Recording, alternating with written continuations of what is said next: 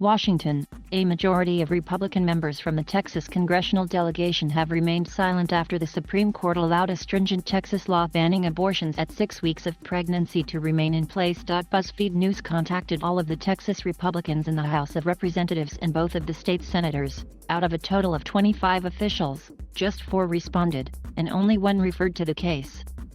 And few have said anything on Twitter or in other public statements about the law, while their Democratic colleagues rail against it.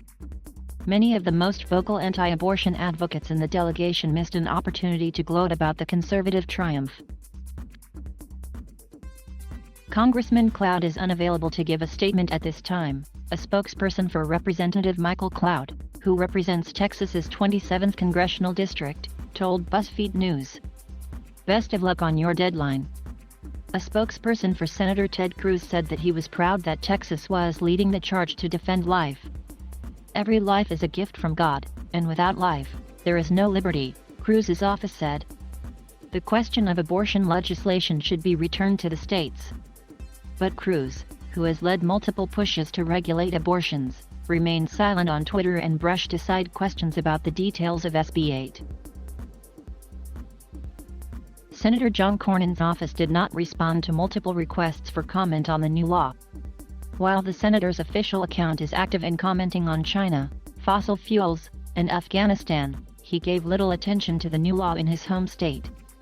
Instead of celebrating the win, Cornyn retweeted a repudiation of Hillary Clinton's tweet on the Supreme Court decision. There were only 3 Republican members of Congress from the state who more explicitly celebrated the law on Twitter once it went into effect: Representative Chip Roy, who said he was even prouder than usual to be a Texan today; Representative Ronnie Jackson, former President Donald Trump's one-time doctor, who thanked Trump for the court ruling; and Representative Dan Crenshaw. The silence speaks to the country's divide on abortion and the fight each side faces to win over voters who care deeply about the issue.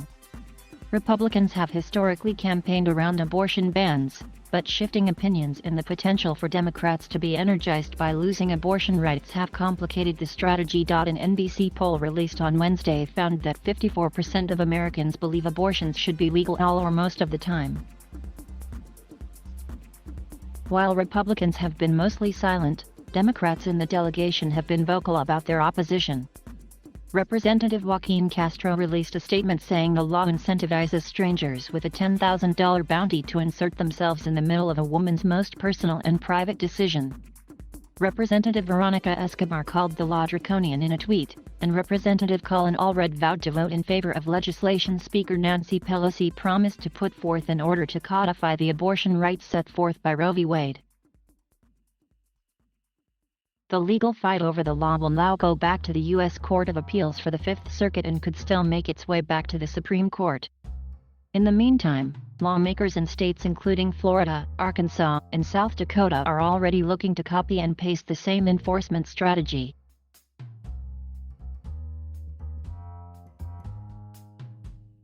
Thank you for watching. Please subscribe